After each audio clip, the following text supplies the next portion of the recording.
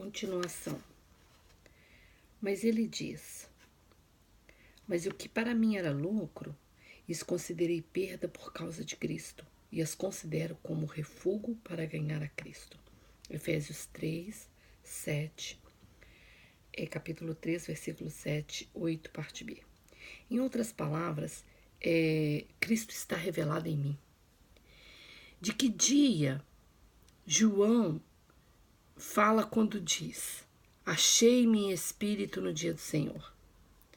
Não se trata do domingo, como pensam alguns, mas do grande e terrível, mas no final glorioso do dia, do qual também os profetas do Antigo Testamento falaram tanto. Também eles viram esse terrível período de juízos, que agora está para acontecer, no final do qual o Senhor virá em grande poder e glória com a sua igreja. Jeremias confessou o que sentiu com tal visão.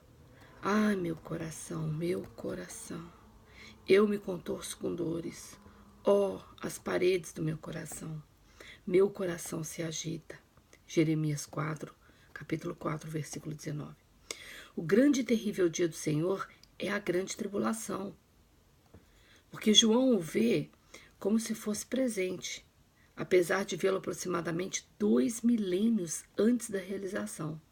Porque ele se achava no Espírito do Senhor, quanto mais como filhos de Deus nos achamos no Espírito do Senhor, tanto mais o futuro se torna um presente para nós. Tanto mais somos capazes de reconhecer a palavra profética e ouvir o falar de Deus.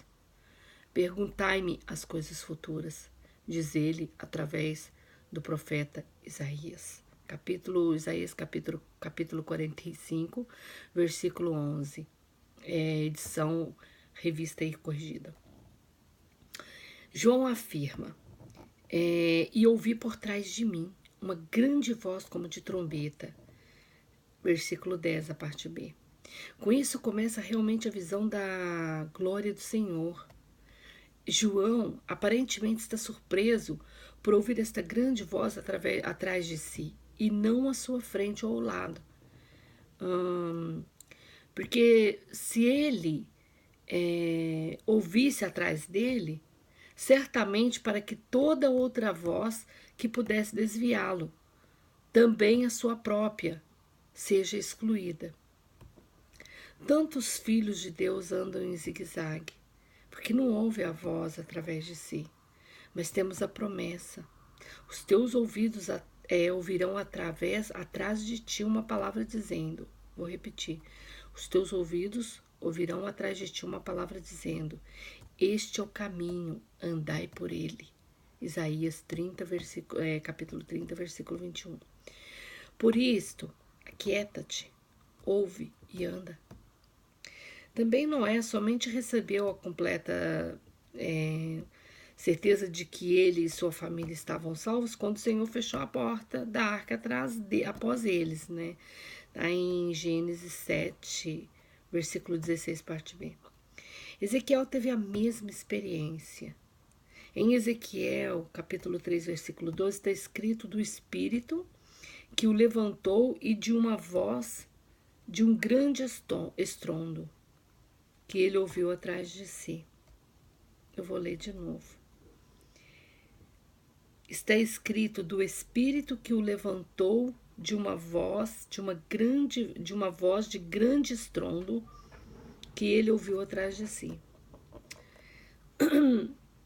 João diz, agora aqui no versículo 10, grande voz, como de trombeta. A palavrinha como significa que João tenta descrever o indescritível. Por isso a palavrinha como, ela aparece aproximadamente 70 vezes no Apocalipse. Além disso, ele utiliza também a expressão como semelhante. Aqui trata-se, portanto, de um som sobrenatural e assustador, que contém tudo. Trata-se da trombeta de Deus. Na Bíblia, 2 trombetas que são sem repetição. A primeira foi ouvida no Monte Sinai, quando Deus reuniu seu povo terreno, Israel. Êxodo capítulo 19, versículo 16.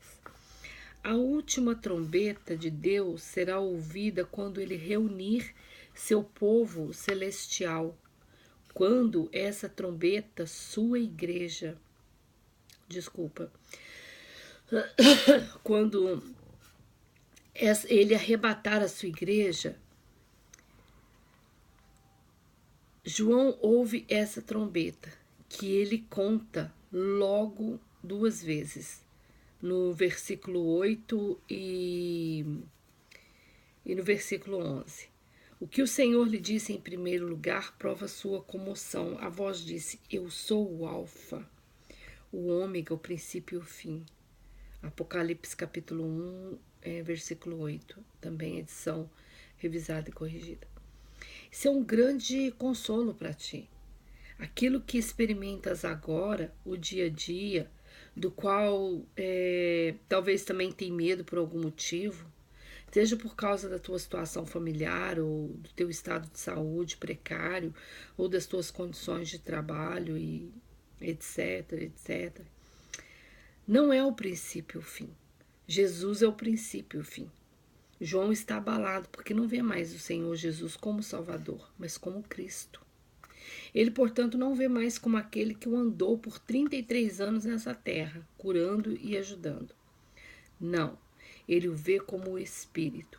O que nos chama atenção aqui também é quão claramente o Senhor dá ordem a João. O que vês, escreve em livro e manda às 7 igrejas. Éfeso, Esmirna, Pérgamo, Tiatira, Sardes, Filadélfia e Laodiceia. Versículo 11.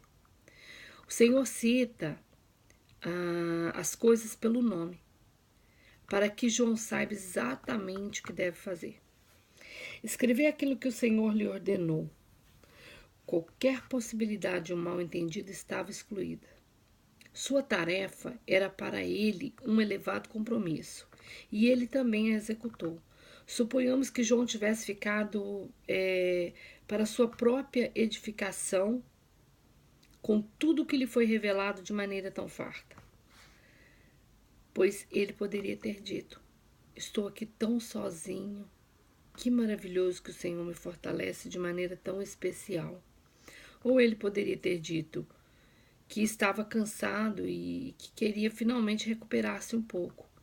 Mas não, João escreveu. Ele escreveu logo. O Senhor nos dá tarefas bem concretas. Conhecemos esses encargos. Ide por todo o mundo e pregai o evangelho a toda criatura.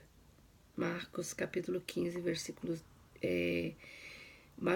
Marcos 16, versículo 15, parte B. Sereis minhas testemunhas. Atos capítulo 1, versículo 8.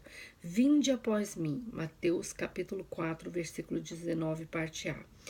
Trata-se de diferentes incumbências com o mesmo livro. Ele deve ser relevado. Já executamos a tua incumbência? Se não, então negaste a outros a revelação de Jesus Cristo. Apressa-te, porque o tempo da graça está quase no fim. João revela mais.